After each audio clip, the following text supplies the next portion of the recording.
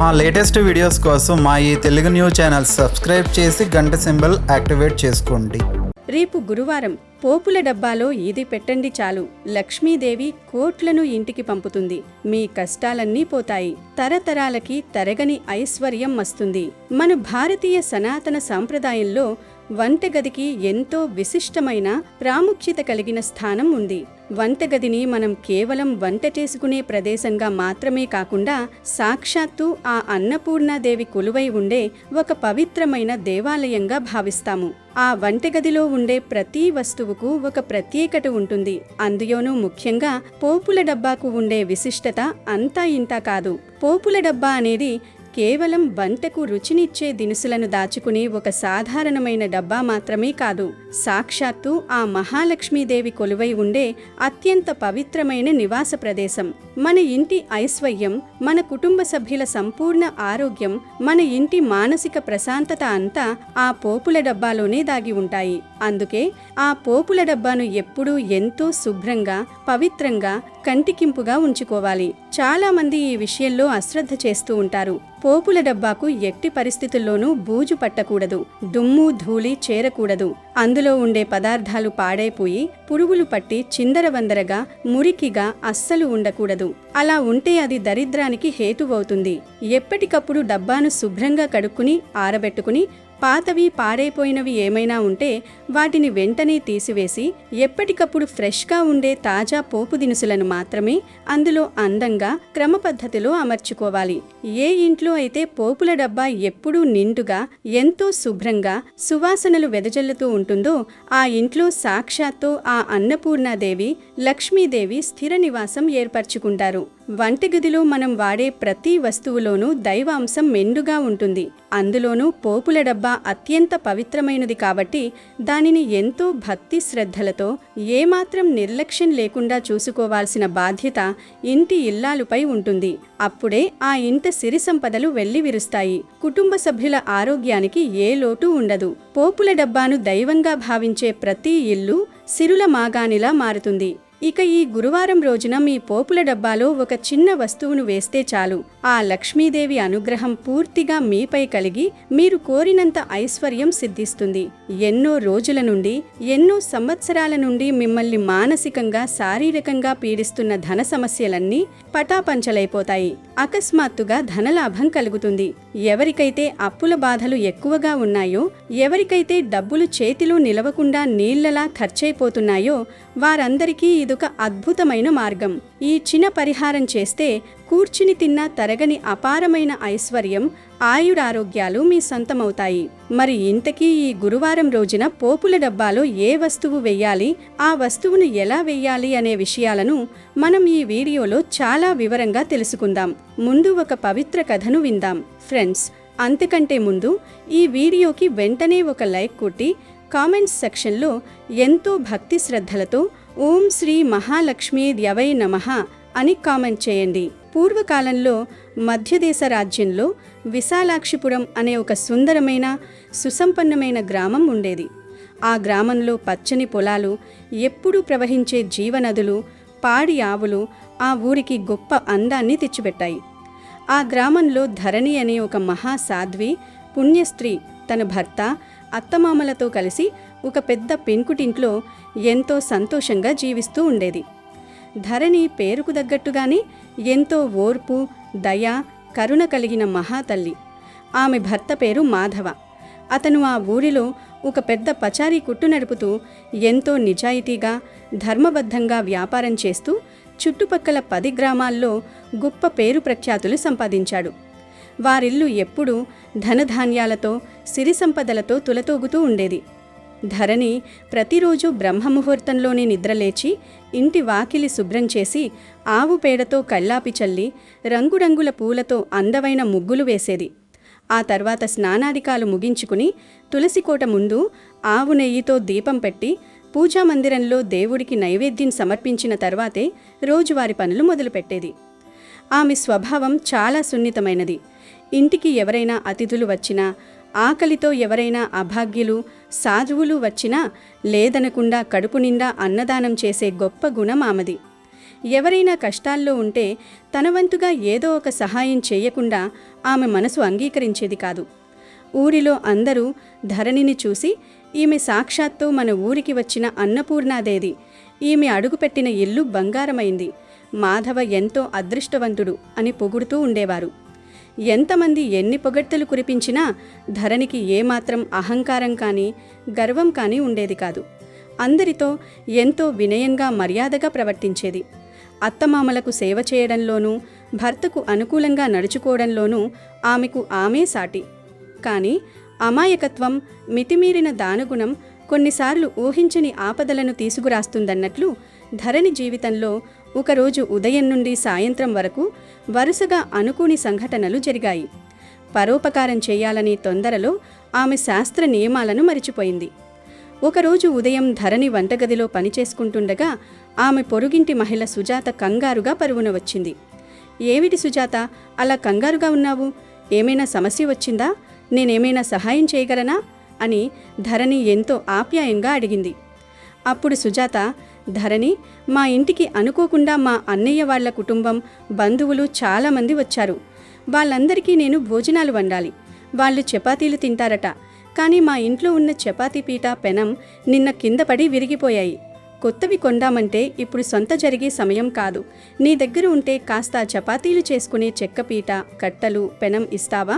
నా పని పూర్తవగానే శుభ్రంగా కడిగి తిరిగి నీకిచ్చేస్తాను అని అడిగింది. అప్పుడు ధరణి ఏమాత్రం ఆలోచించకుండా, అంతే కదా సుజాత, ఇందులో పెద్ద కష్టమేముంది, ఇప్పుడే తెచ్చిస్తాను ఉండు అని చెప్పి వెంటనే తన వంటగదిలోకి వెళ్ళి తాను ప్రతిరోజు పూజా నైవేద్యాలకు, వంటకు ఉపయోగించే చపాతీ పీట, పెనం తీసుకువచ్చి సుజాత చేతిలో పెట్టింది. సుజాత సంతోషంగా కృతజ్ఞతలు చెప్పి వాటిని తీసుకుని వెళ్ళిపోయింది. ఆ తర్వాత కొద్దిసేపటికి సూర్యుడు నడినెత్తికి వస్తున్న సమయంలో ఆ ఊరిలోనే ఉండే మరో మహిళ కమల ధరణి ఇంటికి వచ్చింది. ధరణి ఆమెను ఎంతో మర్యాదగా లోపలికి ఆహ్వానించి కూర్చోబెట్టి చల్లని మజ్జిగ ఇచ్చింది. ధరణి, మా ఇంట్లో నిన్నటి నుండి చాలా చెత్త పేరుకుపోయింది. నిన్న గాలివాన రావడంతో బయట ఉన్న దుమ్ము, ఆకులు ఇల్లంతా పడి మురికి చేసేశారు. నా పాత చీపురు పూర్తిగా పాడైపోయింది. దానికి ఉన్న పుల్లలన్నీ ఊడిపోయాయి. ఇల్లు శుభ్రం చేసుకోవడానికి నా దగ్గర ఏమీ లేదు. నీ ఇంట్లో ఉన్న చీపురు ఒక అరగంట సేపు ఇస్తే ఇల్లు ఊడ్చుకొని వెంటనే తిరిగి తెచ్చి ఇస్తాను. అప్పుల వాళ్ళకిచ్చినట్టు వెంటనే ఇస్తానులే అని అడిగింది. పరులకు సహాయం చేయడం తన జన్మధర్మమని నమ్మే ధరణి ఏమాత్రం సంకోచించకుండా తన ఇంట్లో ఉన్న పూజా గదికి వాడే పవిత్రమైన చీపురును తీసుకువచ్చి కమలకు ఇచ్చేసింది. ఆ చీపురు తీసుకుని కమల తన ఇంటికి వెళ్ళిపోయింది. మధ్యాహ్న సమయం దాటి సాయంత్రం అవుతుండగా రేవతి అనే మరో ఇల్లాలు ధరణి ఇంటికి ముస్తాబై వచ్చింది. రండి రేవతి గారు, ఏమిటి విశేషం, ఎటు వెళుతున్నారు అని అడిగింది ధరణి. రేవతి ముఖంలో కొద్దిగా ఆందోళన, సిగ్గు కనిపిస్తోంది. ధరణి, ఈరోజు సాయంత్రం మా అమ్మాయిని పెళ్లి చూపుల కోసం పక్క ఊరి నుండి పెద్ద సంబంధం వాళ్ళు చూడటానికి వస్తున్నారు. వాళ్ళు చాలా ఆస్తిపరులు. కానీ నా కూతురికి వేయడానికి నా దగ్గర సరైన బంగారు ఆభరణాలు లేవు. ఆడపిల్ల మెడలో నగలు లేకుండా వాళ్ళ ముందు కూర్చోబెడితే మా పరువు పోతుంది. దయచేసి నీ దగ్గర ఉన్న కొన్ని బంగారు నగలు, పట్టుచీర అరువుగా ఇవ్వవా? వాళ్ళు వెళ్ళిపోగానే రేపు ఉదయమే నీ నగలు నీకు సురక్షితంగా అప్పగిస్తాను. దయచేసి కాదనకు ధరణి అని ప్రాధేయపడింది. ధరణి జాలిపడే మనసు కరిగిపోయింది. పక్కవారింట్లో ఒక ఆడపిల్ల శుభకార్యం జరుగుతుంటే నా దగ్గర ఉండి కూడా సహాయం చేయకపోతే పాపం వస్తుంది అని భావించి వెంటనే తన లోపలి గదిలోకి వెళ్ళి తన బీరువాలో ఉన్న తన వివాహ సమయం నాటి విలువైన బంగారు హారం, గాజులు, పసుపు కుంకుమలు తీసి రేవతికి ఇచ్చేసింది. రేవతి ఎంతో సంతోషంతో ఆ నగలు తీసుకుని ఆశీర్వదించి వెళ్ళింది. సూర్యుడు అస్తమించి సాయంత్రం పశ్చిమ దిశలో చీకట్లు అలుముకుంటున్న సంధ్యా సమయం. హిందూ సాంప్రదాయంలో అది గోధూళి వేళ. ఆ సమయంలో ధరణి దేవుడి ముందు దీపం పెడుతుండగా పక్కింటి పార్వతి తన 6 నెలల చిన్న బిడ్డను ఎత్తుకుని వచ్చింది. ధరణి, నా బిడ్డ ఆకలితో గుక్కపెట్టి ఏడుస్తున్నాడు. మా ఆవు పాలివ్వలేదు. ఇంట్లో పాలు పూర్తిగా అయిపోయాయి. బిడ్డ ఏడుపు చూడలేకపోతున్నాను. కాస్త పాలుంటే ఇవ్వవా? నా బిడ్డ కడుపు నింపుకుంటాను అని దీనంగా కన్నీళ్లు పెట్టుకుని అడిగింది. ధరణి ఏమాత్రం ఆలోచించకుండా, సంధ్యా సమయమని కూడా చూడకుండా, పాలు తెలుపు రంగులో ఉంటాయని, వాటిని సంధ్యా సమయంలో దానం చెయ్యకూడదనే నియమం ఉన్నప్పటికీ జాలితో తన వంటగదిలో కాచి ఉంచిన స్వచ్ఛమైన పాలను ఒక గిన్నెలో పోసి పార్వతికి దానంగా ఇచ్చింది.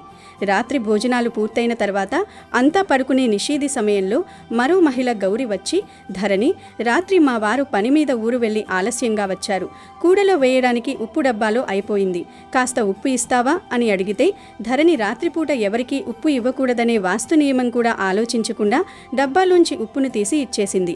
ఇలా ఆ ఒక్క రోజులోని పరోపకారం పేరిట తాను ఎవరెవరికి ఏమేమి ఇచ్చాను, ఎలాంటి అపవిత్రమైన పనులు చేసిందో కూడా ధరణికి స్పష్టంగా గుర్తులేదు. అంతా సహాయం చేశానన్న తృప్తిలో ఆమె నిద్రపోయింది. మరుసటి రోజు ఉదయం ధరణి మాధవ జీవితంలో ఒక భయంకరమైన పిడుగు పడింది. సూర్యోదయం కాకముందే మాధవ కిరాణా కొట్టులో పనిచేసే రాము అనే కుర్రాడు పరుగున ఆయాసపడుతూ ఇంటికి వచ్చాడు. అయ్యా, మాధవగారు లేవండయ్యా, రాత్రి మన కొట్టులో దొంగలు పడ్డారు. ఒక్క ధాన్యం గింజ కూడా మిగల్చకుండా బస్తాలకు బస్తాలు మొత్తం సరుకంతా బండ్ల మీద దోచుకుపోయారు. గల్లా పెట్టె పగలగొట్టి అందులో ఉన్న డబ్బంతా ఎత్తుకెళ్లారు. మన దుకాణం పూర్తిగా ఖాళీ అయిపోయింది అని గుండెలు బాదుకుంటూ గట్టిగా అరుస్తూ చెప్పాడు. ఆ మాట వినగానే మాధవకు ప్రాణం పోయినంత పనయ్యింది. తల పగిలిపోయేలా అనిపించింది. వెంటనే కొట్టు దగ్గరకు పరుగున వెళ్ళి చూడగా అక్కడ అంతా శూన్యం. తన 10 సంవత్సరాల నిరంతర కష్టం ఒక్క రాత్రిలో ఆవిరైపోయింది. కన్నీరు మున్నీరుగా ఏడుస్తూ పిచ్చివాడిలా ఇంటికి వచ్చాడు. జరిగిన ఘోరం గురించి తన భార్య ధరణికి చెప్పాడు. ధరణి కంగారు పడుతూ, మీరు అధైర్యపడకండండి, దేవుడు మనకున్నాడు. మన ఇంట్లో బీరువాలో మీరు దాచిన వ్యాపార నగదు, నా నగలు ఉన్నాయి కదా, వాటిని అమ్మి తిరిగి మళ్ళీ వ్యాపారం చిన్నగా మొదలు పెడదాం అంటూ ధైర్యం చెప్పి గదిలోకి వెళ్ళి బీరువా తెరిచి చూసింది. కానీ అక్కడ చూస్తే బీరువా లోకరంతా ఖాళీగా ఉంది. ఉన్న కొద్దిపాటి నగలను కూడా తను నిన్న రేవతికి ఇచ్చేసింది. మిగిలిన డబ్బు ఏమైందో తెలియదు. సరే అని రావతి ఇంటికి వెళ్తే రేవతి నగలు తిరిగి ఇవ్వకుండా రాత్రికి రాత్రే ఇల్లు ఖాళీ చేసి ఎక్కడికో పారిపోయింది. ఇంట్లో కనీసం పూజ చేయడానికి చిల్లి గవ్వ కూడా లేదు. రాత్రికి రాత్రి వారు భయంకరమైన పేదరికంలోకి, దారిద్ర్యంలోకి నెట్టివేయబడ్డారు. ఉదయం కాగానే మాధవకు సరుకులు ఇచ్చిన హోల్సేల్ అప్పుల వాళ్ళు ఇంటి మీద పడి నానా దుర్భాషలాడటం మొదలుపెట్టారు.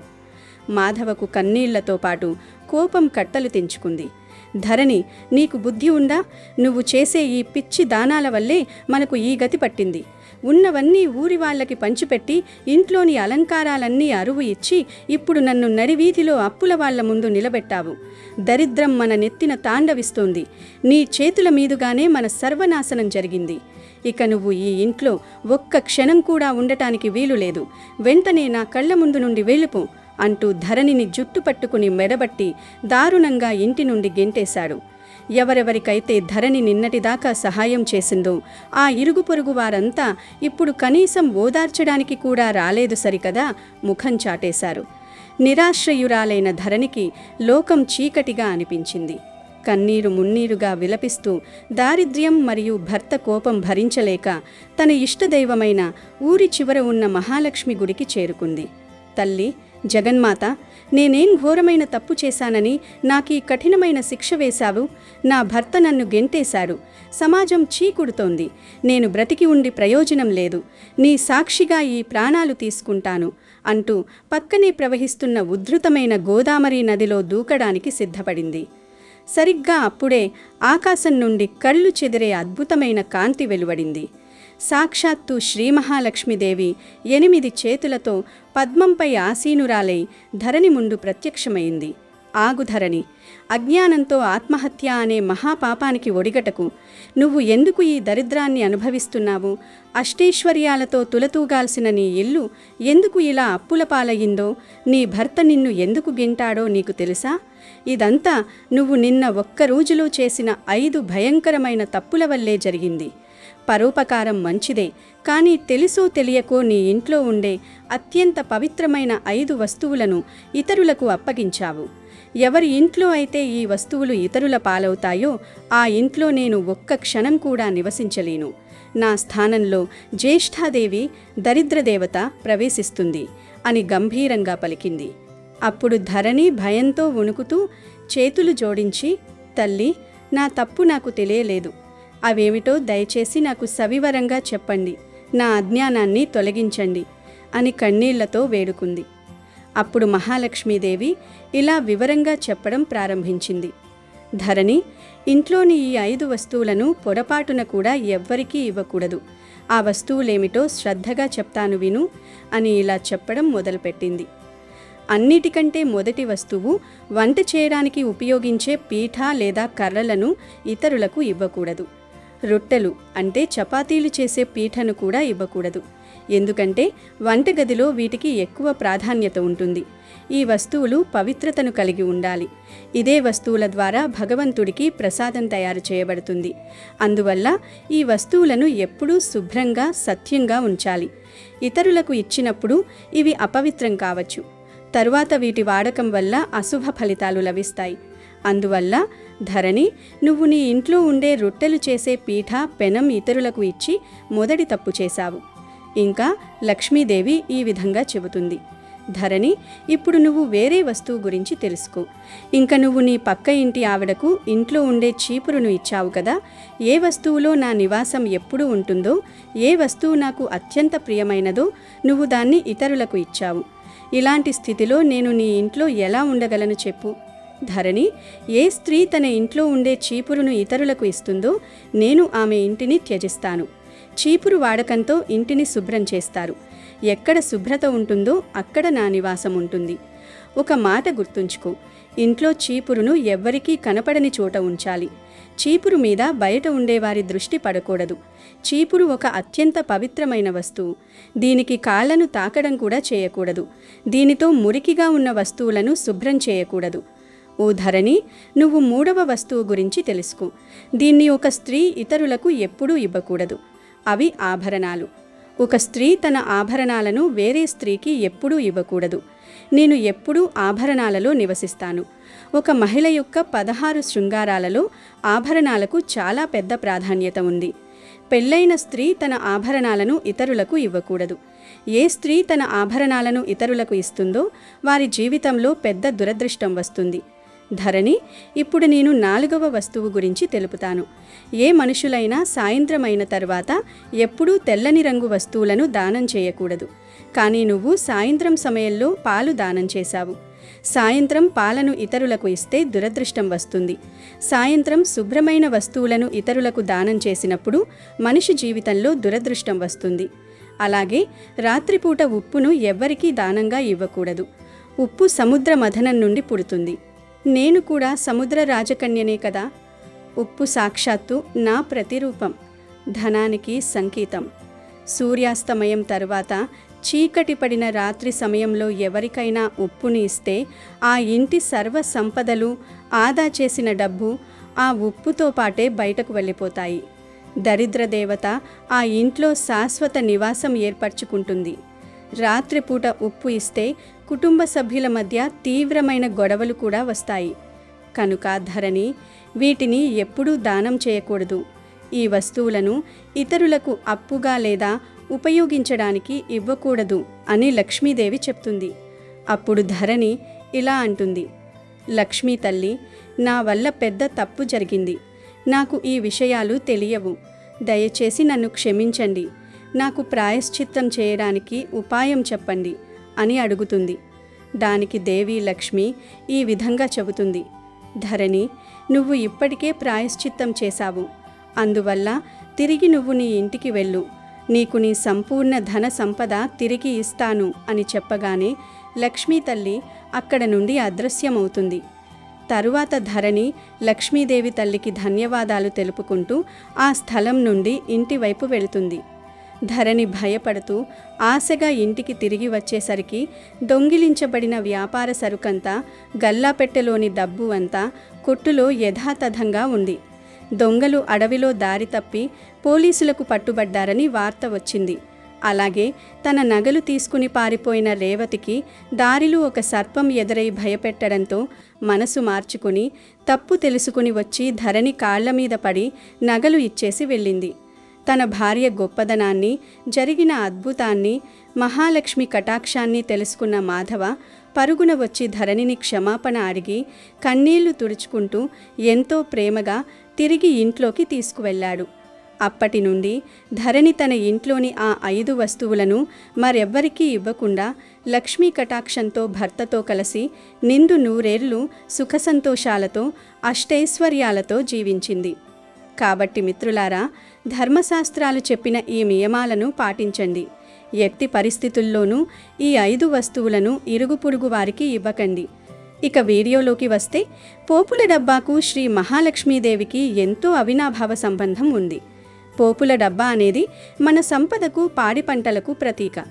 అందులో ఉండే పసుపు, ఎండుమిరపకాయలు, ధనియాలు, మెంతులు, ఆవాలు, జీలకర్ర, వెల్లుల్లి, పప్పులు ఇలా 6 రుచులకు సంకేతం. ఆరోగ్యానికి సంబంధించిన ఔషధ గుణాలున్న వస్తువులన్నీ లక్ష్మీదేవి స్వరూపాలే అని అర్థం. ఈ వస్తువులన్నీ లక్ష్మీదేవికి ఎంతో ఇష్టమైనవి.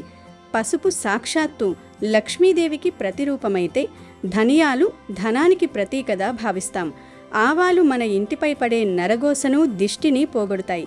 ఇలా పోపుల డబ్బాలోని ప్రతి దినుసుకు ఒక ఆధ్యాత్మిక, ఆరోగ్యపరమైన అద్భుతమైన శక్తి దాగి ఉంది. అందుకే పోపుల డబ్బాను లక్ష్మీదేవిగా భావించి పూజిస్తుంటారు. ఎక్కడైతే స్వచ్ఛత, సుగంధం ఉంటాయో అక్కడ లక్ష్మీదేవి సంతోషంగా నివసిస్తుంది. మీ పోపుల డబ్బా ఎప్పుడూ నిండుగా ఉంటే మీ ఇంట ధాన్యం, ధనం ఎప్పుడూ నిండుగా ఉంటాయని అర్థం. అందుకే ఆ డబ్బా ఎప్పుడూ పూర్తిగా ఖాళీ కాకుండా చూసుకోవాలి. అలాంటి పవిత్రమైన పోపుల డబ్బాలో గురువారం రోజున ఈ చిన్న పరిహారం చేస్తే మీకు అద్భుతమైన, ఊహించని ఫలితాలొస్తాయి. ఈ గురువారం రోజున ఉదయాన్నే బ్రహ్మముహూర్తంలో నిద్రలేచి స్నానాదికాలు ముగించుకొని మీ ఇష్టదైవానికి దీపారాధన చేసుకున్న తర్వాత పూజాగదిని, అలాగే వంటగదిని ఎంతో శుభ్రంగా ఉంచుకోండి. ఆ తర్వాత చక్కగా ఒక చిన్న కాగితం తీసుకోండి. ఆ కాగితం తెల్లగా, ఎలాంటి రాతలు, మరకలు లేకుండా స్వచ్ఛంగా ఉండేలా చూసుకోండి. ఆ చిన్న కాగితంలో ముందుగా శుభ్రంగా కడిగి ఆరబెట్టిన ఒక రూపాయి బిళ్ళను వేయండి. రూపాయి బిళ్ళ అనేది లక్ష్మీ స్వరూపానికి, కుబేరుని కటాక్షానికి, అఖండమైన ధనానికి ప్రతీక. ఆ తర్వాత ఆ రూపాయి బిళ్ళపైన 2 పచ్చని, స్వచ్ఛమైన తులసి ఆకులను వేయండి. తులసి సాక్షాత్తు ఆ విష్ణుప్రియ, లక్ష్మీ స్వరూపిణి. తులసి ఎక్కడ ఉంటే అక్కడ సర్వదోషాలు, వాస్తులోపాలు తొలగిపోయి పాజిటివ్ ఎనర్జీ విపరీతంగా ఆకర్షించబడుతుంది. ఆ తర్వాత ఆ తులసి ఆకులపైన చిటికెడంత ఉప్పు, అలాగే చిటికెడంత పసుపు వేయండి. ఉప్పు కూడా సముద్రం మథనం సమయంలో పుడుతుంది కాబట్టి సముద్ర తనయ అయిన క్షీరసాగర సంజాత లక్ష్మీదేవికి ఉప్పు అంటే చాలా చాలా ఇష్టం. అలాగే ఉప్పు ఇంట్లోని నెగిటివ్ ఎనర్జీని, నరదృష్టిని, కనుదృష్టిని పూర్తిగా తనలోకి లాగేసుకునే అద్భుతమైన శక్తిని కలిగి ఉంటుంది. ఇక పసుపు సాక్షాత్తు ఆ శుభానికి, మంగళకరమైన మహాలక్ష్మికి ప్రతీక. పసుపు ఉన్న చోట దరిద్రం దరి చేరదు. ఇలా కాగితంలో ఒక రూపాయి బిళ్ళ, 2 తులసి ఆకులు, చిటికెడు ఉప్పు, చిటికెడు పసుపు వేసిన తర్వాత వాటన్నింటినీ జాగ్రత్తగా మడవండి. లోపల ఉన్న దినుసులు కింద పడకుండా ఆ కాగితాన్ని ఒక చిన్న పొట్లంలాగా గట్టిగా, అందంగా కట్టేయండి. ఇప్పుడు మీ వంటగదిలోని పోపుల డబ్బాను తీసుకొని దానిని సాక్షాత్తు ఆ అష్టలక్ష్మి స్వరూపంగా భావించి మనస్ఫూర్తిగా 2 చేతులు జోడించి కళ్ళకు అద్దుకొని నమస్కారం చేసుకోండి. మీ ఆర్థిక బాధలు, అప్పుల బాధలు అన్నీ తొలగిపోవాలని, ఇంత సిరి సంపదలు, ధనకనక వస్తువాహనాలు వృద్ధి చెందాలని ఆ తల్లిని మనసారా, ఆర్తిగా కోరుకోండి. ఆ తర్వాత మీరు తయారు చేసి పెట్టుకున్న ఆ కాగితం పొట్లాన్ని తీసుకెళ్ళి పోపుల డబ్బా మధ్యలో, అంటే అన్ని చిన్న చిన్న గిన్నెల మధ్యలో ఉండే ఖాళీ ప్రదేశంలో ఎవరి కంటా పడకుండా పదిలంగా పెట్టండి. ఇలా చేస్తే చాలు, లక్ష్మీదేవి అనుగ్రహం మీపై సంపూర్ణంగా, శాశ్వతంగా ఉంటుంది. ఈ పవిత్రమైన వస్తువుల కలయిక మీ వంటగదిలో ఒక అద్భుతమైన పాజిటివ్ వైబ్రేషన్ను, దైవిక శక్తిని క్రియేట్ చేస్తుంది. అష్టైశ్వర్యాలు ఇట్టే సిద్ధిస్తాయి. మీ సంకల్ప బలం, ఈ వస్తువుల దైవిక శక్తి కలిసి మీ ఇంటికి కోట్లను అయస్కాంతంలా ఆకర్షిస్తాయి. ఇక మీ జీవితంలో ధనానికి ఏమాత్రం లోటు రాదు. డబ్బులకి ఇబ్బంది అనే మాటే మీకు వినిపించదు. మీరు ఏది పట్టుకున్నా బంగారమే అవుతుంది. డబ్బు డబ్బే వచ్చి పడుతుంది. మీ ఆర్థిక స్థితిగతులు అనూహ్యంగా మారిపోయి సమాజంలో మీకొక మంచి గుర్తింపు, గౌరవం లభిస్తాయి. మీరు చేసే ప్రతి పనిలోనూ విజయం సిద్ధిస్తుంది. వ్యాపారాల్లో ఎవరూ ఊహించని స్థాయిలో లాభాలొస్తాయి. ఉద్యోగంలో ప్రమోషన్లొస్తాయి. ఏ దిశగా చూసినా ధనాదాయం విపరీతంగా పెరుగుతుంది. అయితే ఇక్కడ ఒక ముఖ్యమైన విషయం గుర్తుపెట్టుకోవాలి. ఇలా పోపుల డబ్బాలో పెట్టిన ఈ పొట్లాన్ని జీవితకాలమంతా అలాగే ఉంచేయకూడదు. ఖచ్చితంగా ప్రతి 2 నెలలకోసారి దీన్ని మారుస్తూ ఉండాలి. ఎందుకంటే అందులోని ఉప్పు నెగిటివ్ ఎనర్జీని పీల్చుకుంటుంది కాబట్టి ఆ శక్తిని బయటకు పంపేయాలి. 2 నెలల తర్వాత ఆ పాత పొట్లాన్ని డబ్బాలోండి జాగ్రత్తగా తీసేసి ఎవరూ తొక్కని చోట లేదా మీ ఇంటికి దూరంగా రోడ్డు మీద పక్కగా చెట్ల పొదల్లో పడేయండి. అందులో ఉన్న రూపాయి బిళ్ళను కూడా తీసుకోకుండా పొట్లాన్ని అలాగే పారేయండి. ఆ తర్వాత మళ్ళీ ఇంకొక కొత్త కాగితం తీసుకొని అందులో కొత్తగా 1 రూపాయి బిళ్ళ, 2 తాజా తులసి ఆకులు, ఉప్పు, పసుపు వేసి కొత్త పుట్లను కట్టి మళ్ళీ పోపుల డబ్బాలో ఎంతో భక్తిగా పెట్టుకోవాలి. ఇలా 2 నెలలకోసారి క్రమం తప్పకుండా విసుక్కోకుండా చేస్తూ ఉంటే మీ ఇంట లక్ష్మీ కటాక్షం ఎప్పటికీ శాశ్వతంగా నిలిచిపోతుంది. ఇంట్లో దారిద్ర్యం అనేది దరిచేరదు. ఈ చిన్న అద్భుతమైన పరిహారాన్ని పూర్తి నమ్మకంతో, ఆ దేవుడిపై అపారమైన విశ్వాసంతో ఈ గురువారం నాడు మీ ఇంట్లో చేసి చూడండి. మీ జీవితంలో వచ్చే సకారాత్మకమైన అద్భుతమైన మార్పులను మీరే కళ్ళారా గమనిస్తారు. ఆ మహాలక్ష్మి చల్లని దయతో మీ కుటుంబం ఎల్లప్పుడూ సంతోషంగా, ఆరోగ్యంగా, ఐశ్వర్యంతో తులతూగుతూ వర్ధిల్లాలని మనస్ఫూర్తిగా కోరుకుంటున్నా. ఈ పరిహారాన్ని తప్పక ఆచరించి సత్ఫలితాలను పొందండి. అమెజాన్లో బెస్ట్ డిస్కౌంట్స్ కోసం వీడియో డిస్క్రిప్షన్లో లింకు ఉంది, చూడండి. అలాగే మా టెలిగ్రామ్ ఛానల్ సబ్స్క్రైబ్ చేసుకోండి.